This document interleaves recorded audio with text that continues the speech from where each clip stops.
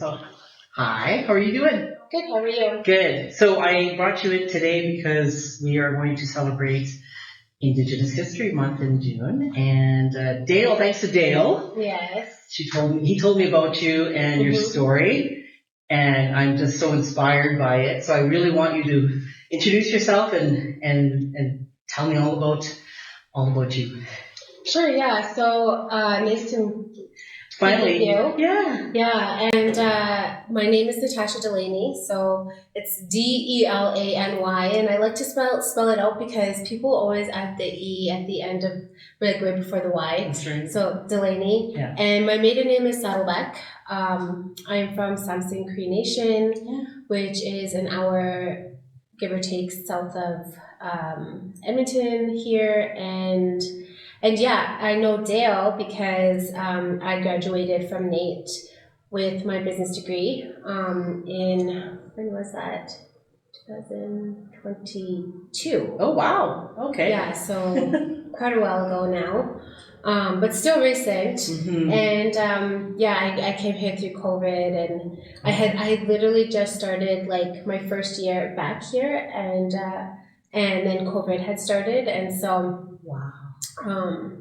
So it was beneficial for me because I had gotten pregnant with my 5th child. Oh my goodness! And so I was able to still like do my schooling and be pregnant and have my baby and then have a newborn without having to take a break. Wow! From school. So, how did you manage that?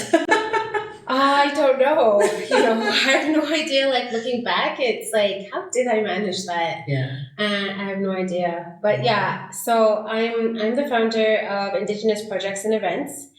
And so that is full service corporate event planning that specializes in Indigenous experiences. And we're kind of moving more towards project type things like programming.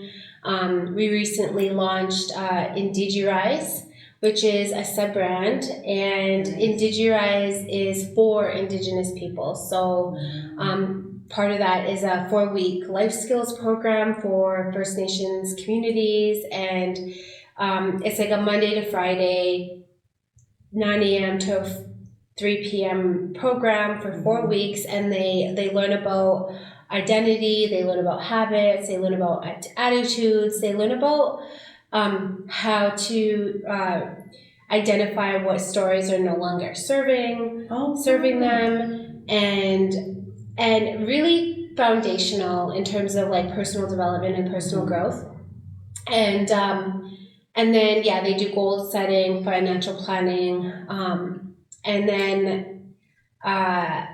also under the IndigiRise sub-brand, we have the IndigiRise Pitch Night, which is in partnership with Edmonton Unlimited, and it's at Edmonton Unlimited. Nice. And so this program, or this event, is for Indigenous entrepreneurs. So Indigenous and non-Indigenous entrepreneurs to come together and pitching are the Diamonds Mastermind graduates. And the Diamonds Mastermind is under my other company. Oh my goodness. Delany Enterprises. Oh wow. So I have two businesses with Indigenous projects and events, and I've been working on that business since 2022. Okay.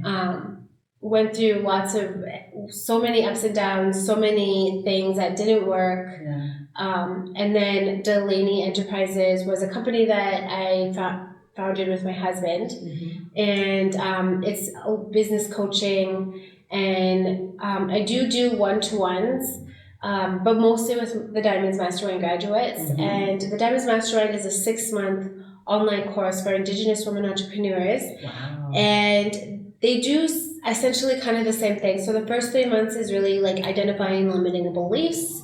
And a lot of times limiting beliefs are really founded and are formed in childhood. Right. Through the different experiences that we have, through the things that, and that our relationships, whether it's our parents, whether it's, for me, it was my foster parents, whether it was, teachers, friends, like whoever, they form our thoughts and beliefs of the world around us. And some of those are not helping us or serving us anymore. Yeah, that's right. Yeah, and a lot of times these are the thoughts that are blocking us as we are evolving and shifting through parts of our lives. Wow. So if we can identify what those beliefs are, and it's such a crazy life, because as we're getting to new levels, as we're growing, as we're healing, the another layer of the onion heals, and another limiting belief is identified, and we become self-aware if we're asking the right questions of what it is. And this program helps us to maneuver around the limiting belief, flip the story around, identify a new, more empowering story that's going to serve us and our life and our businesses a lot better. And then they do a digital marketing strategy and a business plan. Wow. So it's a really amazing program. And then at the very end, that's where they pitch at the Indigirise networking event. So we just had our first one. How was it? In May. It was awesome. It was amazing. There was the 5 women that pitched that were graduates. So they started the program in September, and they just graduated a few months ago. And so they just pitched, and then the next one is September 8th or September 3rd at Edmonton Unlimited, and then there'll be again same 5 women that will be pitching. That's amazing. Yeah, so I'm super excited about that. No kidding. Yeah. So tell me the story behind your business. Like you have a backstory that was really, really interesting and really inspiring to me.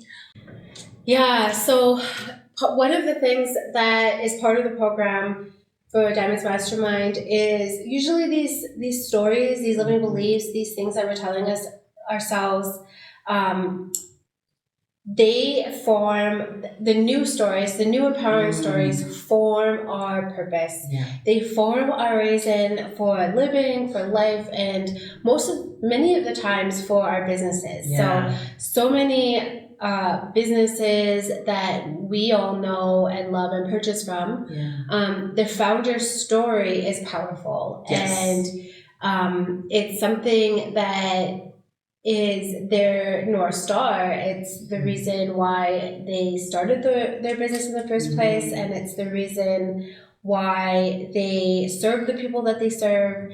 And so we form that story, we form that powerful why. And so for Indigenous projects and events, my powerful why for starting that was because I was raised in the foster care system.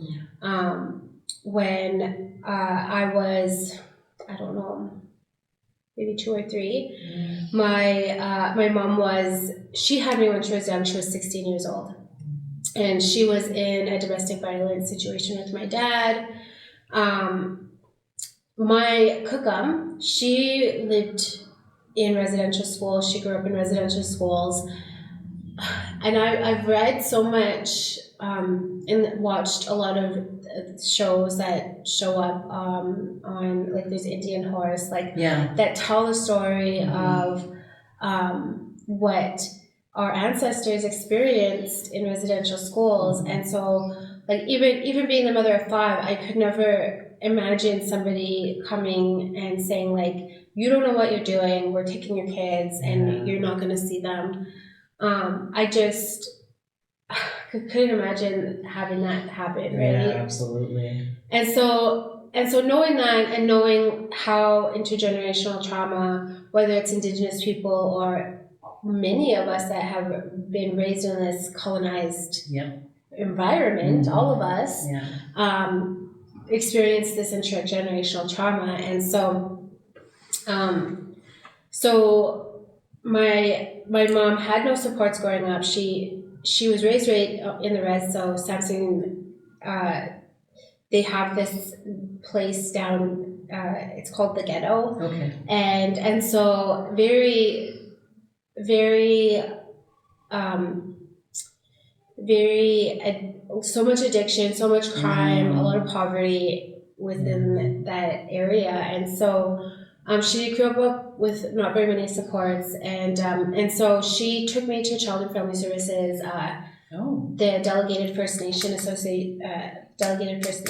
DFNA Association, and they're called Kasukwayo in Samson, and so she dropped me off because she wanted to get more support. She knew it wasn't a great environment, and she was supposed to go get support. She was supposed to go get help, and so that would be the biggest act of love that I think I agree. she would have ever been able to do, knowing that the environment that I was in wasn't what she wanted for me, right?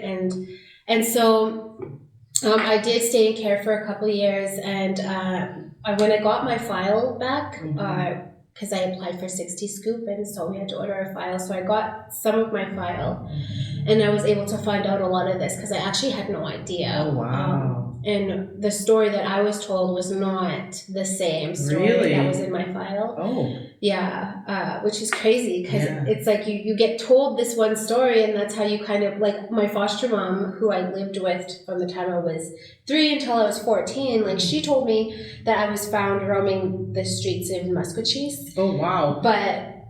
And that's what I thought until I got my file like 4 years ago that I was... Oh, wow, 4 years ago. Yeah, that I was like, oh, my mom just neglected me, and I was just wandering around with the diaper on the streets, on the res roads, right? But that's not what happened.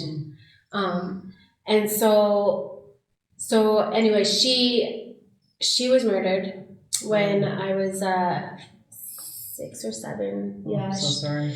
She was murdered, and just outside of Wetaskiwin in a tiny little town called Millet. Oh, yeah. And it was very much a big situation because of how brutal it was. And so she was stabbed about 20 times. Oh, my goodness. It was very brutal. And the man that she was with was also stabbed quite a few times. And so I remember thinking on the way back from her wake, and I was still very young, but I remember thinking, I'm stuck here now, this is my life now, right? Like, there's nothing else, right? Yeah. And the foster home that I lived in, she was non-Indigenous. She was a lot older. She was white, and growing up for us, like, there was no Ashley Crawling Bowl. There was no nobody knew about residential schools. For you, and so there was so much racism, so much unconscious biases, which is not a thing that I learned about until I went to university. Oh, wow. But there was just so much of that, and it's just the way that it was, right? And so I've done a lot of work, and I've forgiven her, but there was lots of abuse that went on in the home. Never any physical abuse, but there was psychological, there was emotional. And I was the scapegoat child, and so there was always like the one kid that she would exclude, and all of the kids were not allowed to talk to that child, or like it was like the bad apple, right? Wow. And I remember like having one spot on the floor. It was just this one carpeted spot, and I had to sit on my hands. I wasn't allowed to not sit on my because this was at home. Things. Yeah. Oh, wow. So I would pick things, and so I had to sit on my hands, and I wasn't allowed to move. And when people would come over, she would talk about me like I wasn't there, like, oh, she did this, like, blah blah blah. And when I would try to contribute to the conversation, like when I would try to laugh or like say something, she would say, no, you're not allowed to talk. Like, you know what you did yesterday or earlier today. You're not allowed. And like every single time somebody came over. And so I remember thinking, like, how come nobody's doing anything about this, right? Like, I felt so stuck and felt like this was just this was just the way that life was, right? And I remember going into a psychologist's office, and I remember thinking like, or I remember the conversation being him, the psychiatrist, saying, I really don't think she's FAS. And then my foster mom arguing with him and saying like, well, you don't know this, and I ended up living there with an FAS diagnosis. Wow. And as a foster parent, like you get more if there's some big like that's right, benefits of, diagnosis like FAS. Yeah. And not only that, but I really feel like it was her way to like, because there was always the one kid, right? Like it was so subconscious to her. She didn't realize she was doing it, and it was her way of like making sense of and like an excuse for how she was abusing a child, right? Wow. And so in her mind it was like I was the problem. I was the one that was like acting out and like the bad apple, and that was always her excuse even when people came. And meanwhile, like I'm grieving. I'm stuck, and not only that, but most foster kids go through so much abuse prior to being in a foster home, and so knowing all of that now, right? Like, and looking back, I couldn't trust my thoughts, because whenever I bring up this memory, she said, "No, that didn't happen. Like you're FAS, like you don't know," and so I made things up, I couldn't trust my reality, and I felt like I was disabled. Like I really felt like there was something inherently wrong with me. And so when I was 14, I did end up finally moving from the home. My social worker had taken me to this camp, and so I went to the camp, and it was somebody's home, and it was near Rocky Mountain House. And when it was time to leave, I didn't want to leave. Oh. And the woman there that was doing the camp, like she was so nice to me. She was so kind to me, and I ended up just telling the social worker like everything that was going on, everything that was happening. And so I ended up staying in that home, and I was okay, but I realized that like when I read my file that I struggled with, I think it's called Stockholm Syndrome. Yes. I struggled with that because even when I was when my mom died, the social worker, they wanted me to go to a family, right? But my family, a lot of them, they didn't have the capacity to, but there was one extended family that wanted to take me. Okay. And Charlene, that's like the name of my foster mom, she would try to sabotage it. So, and the social worker finally was like, "You can't do this, you have to take her." She would always make up an excuse. Yeah. And so finally Charlene would have to allow me to go to these visits, right? And I went from, and this is what my file said, I went from saying, I love this place. This place is awesome. Yeah. To calling, oh, I need to call my mom. I need to make sure she's okay. Oh yeah, that makes sense. Yeah. And then when I left at 14, I was always calling her because I felt bad. I felt bad that I felt like I messed things up, and I get it. So much guilt, right? And so for the remainder of my time in care, I ended up living in a couple other foster homes, but I was so messed up at that time. I lived in some group homes, and finally, when I aged out of care, I was living in a supported independent living home. And so by the time I turned 18 and I was living on my own, I could not take care of myself. I not only could not really take care of myself, it was that inherent, again, those beliefs. It was this belief that there's something inherently wrong with me. I'm not capable of doing this. I'm not capable of doing that. That was really ingrained in your mind, eh? It was. Oh my goodness. It really was.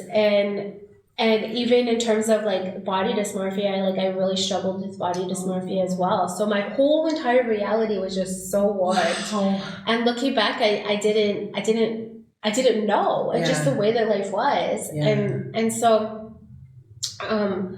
so I ended up finding like the man that was going to like, you know, save me. And he was 6 years older than me. He was very traditional, very old school.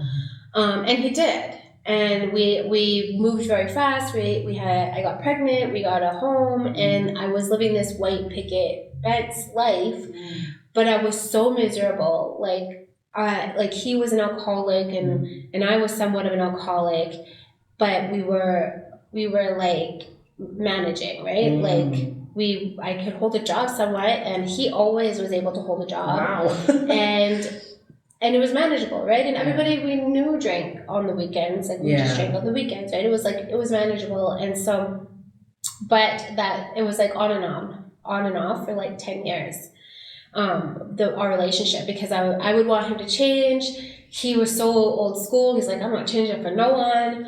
And so I would leave, and then I would mess up my life because I'm incapable, and he would come in and save me, and I would go back. And so this went on for like over 10 years. And then finally, in my late 20s, when the cycle ended, I had 2 children from him, and I was like, I can't do this anymore. And so finally the cycle had ended, and when it was done, it was done. There was like no going back. But that's when I really spiraled into addiction. For 2 years, 2.5 years, maybe 3 years. It's such a blur sometimes. So you managed to take care of your kids while you were in addiction? Yeah. Oh my goodness. And it shouldn't have been that way. Yeah. Like it shouldn't have been that way looking back, but and it really sucks for them that it had to be that way. But yeah, for 2.5 years it just progressed, and it was so bad. Like I said, I don't remember so much of it, and I'm literally missing like a whole year of it. And I remember like waking up one morning and being like, I deserve to just let loose. I deserve, like, I've been through so much.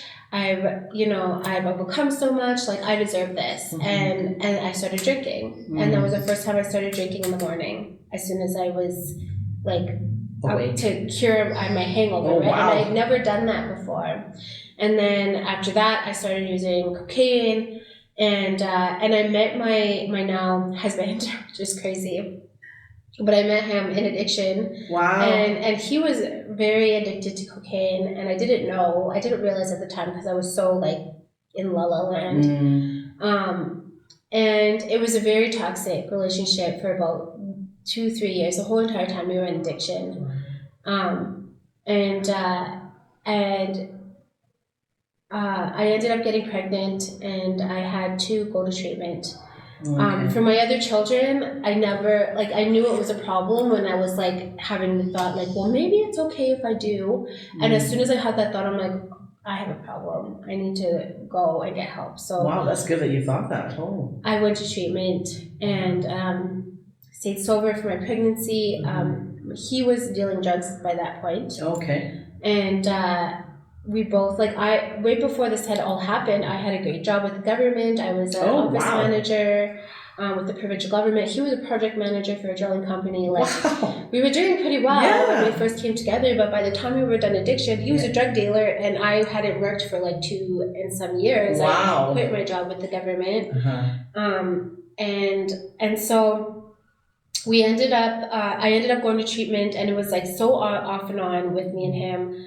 And then I had my baby, and we lived in this beautiful, huge house because all of his clients were very like wealthy people. Wow. And so we had this beautiful house, but it was like an image out of Scarface. I swear it was like not. Yeah. It was not a kid environment. Yeah. And there ended up being this crazy situation that happened with our baby at 3 months, and he ended up going to BC, and I didn't see my son for about 2 months. Oh my. And me and him, we went to court, and I ended up finally going to AA. Okay. And so my sobriety date is December 28th, 2018. Oh, yeah. Congrats. Thank you.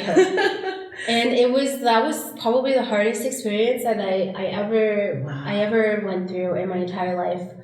But I'm so grateful for it, because I would never have found sobriety if that didn't happen. Yeah. And so shortly after that, he ended up hitting rock bottom. Like, he had our baby, and he was gonna jump off like the 12th floor, like, of the building that he was in. Like, he was in such psychosis. And we were in such a battle. Like, the social workers, they didn't believe me, because I had no supports by that time. Like, he had his family. He's this white ginger guy. Like, really can tell a good story, right? Like, I always tell him he's a great salesman. He really is. And so, and so nobody believed me at this point of what was actually going on with him. And then same thing, like, I had made excuses for him, I lied for him, right. I protected him, which is what lots of people did for him at the time too, right? Wow. Which really didn't serve me in the end. And so when he finally called the cops on himself, because he was in the psychosis, I went in and got the baby, and then a month later, I ended up taking him to AA. Okay. And so he's been sober since January 21st, 2019. So just not too long after me. That's amazing that both of you are able to go on that journey together. Yeah, I still can't believe it, because it was so crazy. And like, even today, like, we've been married for like 3 years. We were married for 3 years, and because of how much toxicity that there was, like, we still do couples therapy. Like, we're still healing and trusting. Like, it's a journey, right? It's not something that happens overnight. Like, it's not like we got sober and we're like, forgive each other, right? Because a lot of times what shows up in our relationships is been an issue for each of us long before we even met each other, right? Wow. And so we're in actually a really good place right now, like, and a place that I could never have even imagined. I can't even fathom it too, because you went from like, cocaine to like sober in how many years? Like, I know it's possible, but like, I can't believe how deep darkness you were in, and to come out of that light. Wow. Yeah. I can't believe it. But kudos to you. Like, really, this is quite that's why I love hearing your story. It's so amazing. When I got sober and we started our life together, like, he ended up going to drug court when we were 2 years sober. So he was able to resolve a lot of his like court stuff that he had, and he did really well. He's so proud of how hard he worked. No kidding, I would be too. Through that program. And then and for me, like, I had started university. I started my business degree when I was in my early 20s. Right. But I didn't, again, I had these thoughts and beliefs about myself, and I quit, right? And my excuse at the time was like, well, I'm too busy, or I gotta work, right? Yeah. Like, looking back, I know it's because I subconsciously thought I was stupid, that I wasn't capable, and that I wasn't gonna succeed anyways.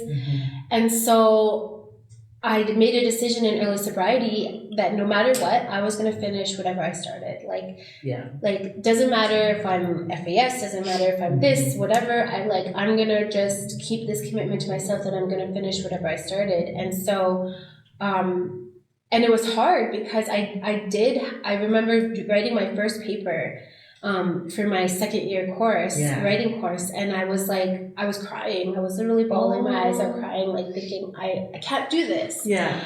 And so I prayed, I smudged, and I got through the paper. Like, it took me a while, and then I passed the paper, and I was so proud, right? And like, that continued happening as long as I kept showing up and as long as I kept doing the work, even when I didn't want to, even if it was like a half-ass thing. Yeah.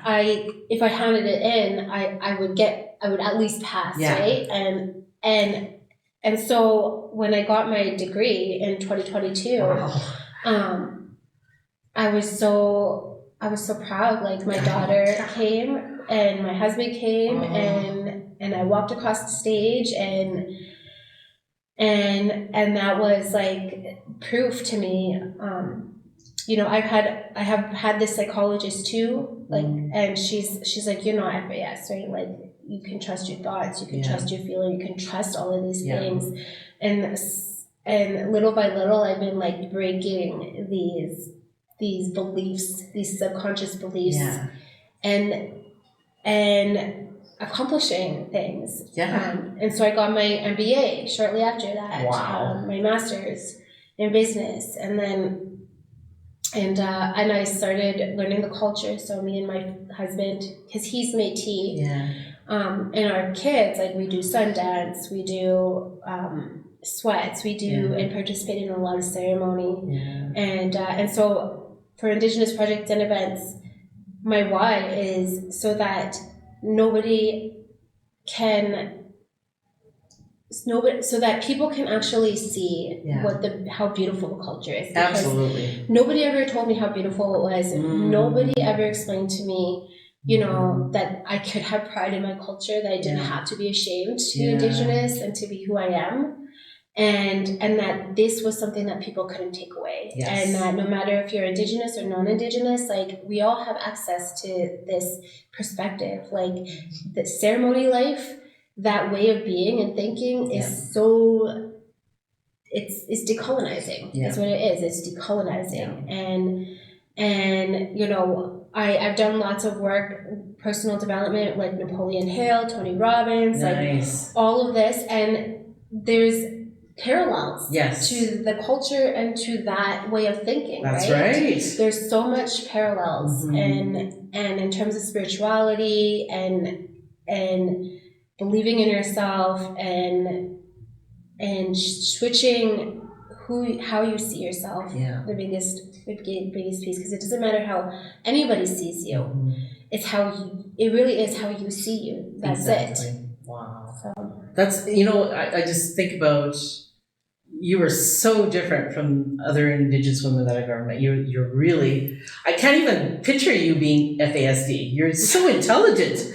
Do you know what I mean? Like, that's not even, I can't even imagine that, just, and what you've accomplished in so many years is really, truly, like, I put you at the top here, woman. You're just amazing. Thank you. It's really, really so, and like what you've grown to do. Now let's, we talked about your business a little bit. So let's go into what your long-term plans are for your business. So like I said, I just launched the Indigiri sub-brand, and that's for Indigenous people.